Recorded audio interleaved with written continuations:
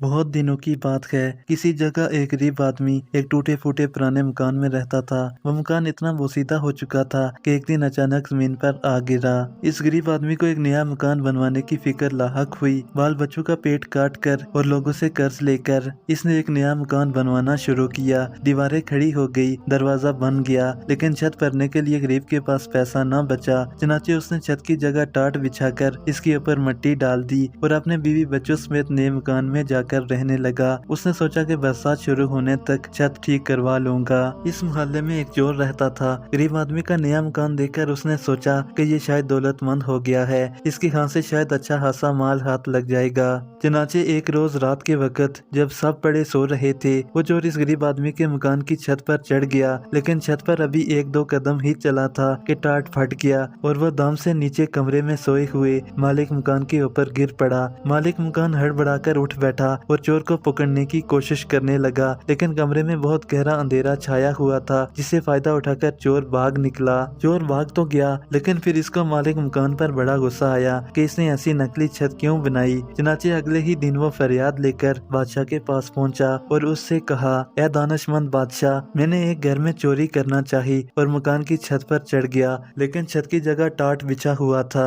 मैं नीचे गिर गया और मेरी टांगे टूटते टूटते रह गई। अजराहे करम, आप इस मालिक मकान को सजा दें। बादशाह ने मालिक मकान को पकड़ बुलवाया और इससे पूछा, क्या ये सच है कि यह आदमी कल रात हमारी छत टूट जाने से नीचे गिर पड़ा था? जी हाँ हुजूर, बिल्कुल सच है। मालिक मकान ने जवाब दिया, वो तो कहिए कि यह आदमी मेरे ऊपर गिरा, नहीं तो इसकी टांगे जरूर टूट जाती। अगर ये सच है तो हम तुमको मौत की सजा सुनाते हैं। बादशाह ने कहा और जल्लादों को बुलाकर हुक्म दिया कि इसको फांसी पर चढ़ा दो। गरीब मालिक मकान बादशाह के कदमों में गिर पड़ा और कहा, बादशाह आलम, मुझको क्यों फांसी दी जाए? आखिर सजा तो चोर को दी जानी चाहिए। चुप हो जाओ बादशाह, गरजा, तुम्हें मुझको नसीहत करने की जरूरत कैसे हुई? गरीब मालिक मकान ने देखा कि इस तरह बादशाह से इंसाफ की कोई उम्मीद नहीं की जा सकती। उसने बादशाह से कहा, बादशाह की आलम, मेरा कोई कसूर नहीं है, टाट तो राज मजदूर ने बिछाया है, कसूर इसका है, इसने खराब टाट बिछा दिए हैं। तब बादशाह ने हुक्म दिया कि इसको रिहा कर दिया जाए और राज मजदूर को फांसी पर चढ़ा दिया जाए। बादशाह के सिपाही फौरन जाकर राज मजदूर को पकड़ लाए। जब उसको फांसी के फंदे के नीचे खड़ा कर दिया गया तो उसने कहा कि मुझे बादशाह से कुछ अर्ज करना है। बादशाह ने इजाजत दी तो उसने कहा,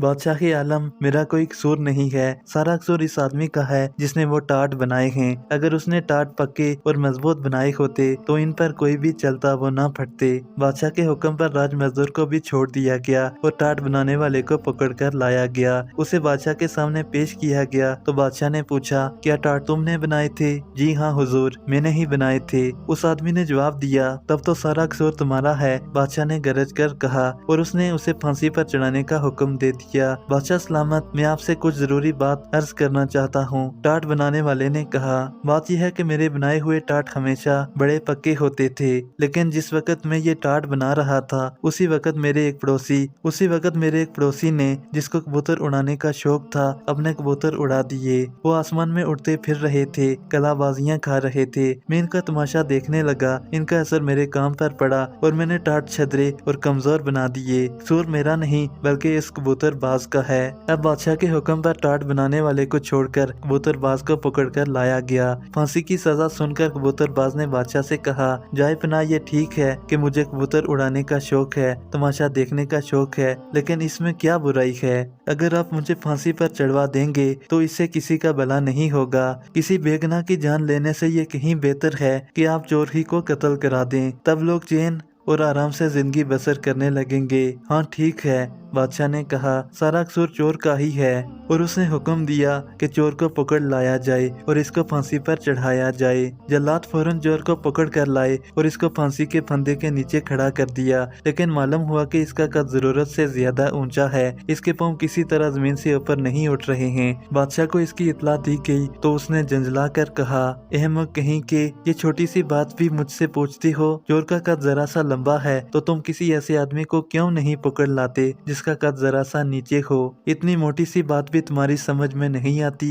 जल्लाद दौड़ते हुए नजदीक के चौराहे पर गए। एक छोटे कद का आदमी आटे का एक बोरा पीठ पर उठाए जाता हुआ नजर आया। जल्लादों ने फौरन इसको पकड़ लिया और लाकर फांसी के फंदे के नीचे खड़ा कर दिया। वो छोटे कद का आदमी चीख चिल्ला रहा था और जल्लादों से पूछ रहा था कि मेरा कसूर क्या है, मुझे क्यों फांसी पर चढ़ाते हो। इतने में खुद बादशाह भी तमाशा देखने इधर आ गया। वो आदमी बादशाह से गिड़गिड़ा कर कहने लगा, मेरे मालिक, मैं एक गरीब आदमी हूँ, पहाड़ से लकड़ियाँ लाकर बेचता हूँ और लोगों का सामान ढोता हूँ। इस तरह अपने बाल बच्चों का पेट पालता हूँ। आखिर मैंने कौन सा गुनाह किया है, किस बात के लिए आप मुझको फांसी देना चाहते हैं। अरे अहमक, मुझे इसका क्या पता कि तुम्हारा कोई कसूर है या नहीं, बस किसी आदमी को फांसी पर चढ़ाना है। मैं एक चोर को फांसी पर चढ़ाना चाहता था, लेकिन मालूम हुआ कि इसका कद जरा ऊंचा है और इसके पांव जमीन से ऊपर नहीं उठ पाते, लेकिन तुम्हारा कद बिल्कुल मुनासिब है। छोटे कद वाले आदमी ने गिड़गिड़ा कर कहा, बादशाह की आलम, कसूर क्या है। लंबे कद के चोर को आप फांसी पर चढ़ाते नहीं और छोटे कद के एक बेगुनाह और बेकसूर आदमी को चढ़ाते हैं। ये भी कोई इंसाफ है। चोर जरूरत से ज्यादा लंबा है तो उसके पाँव के नीचे गड्ढा खुदवा दीजिए, फिर सब ठीक हो जाएगा। उसकी बात बादशाह को पसंद आई। उसने ऐसा ही करने का हुक्म दिया।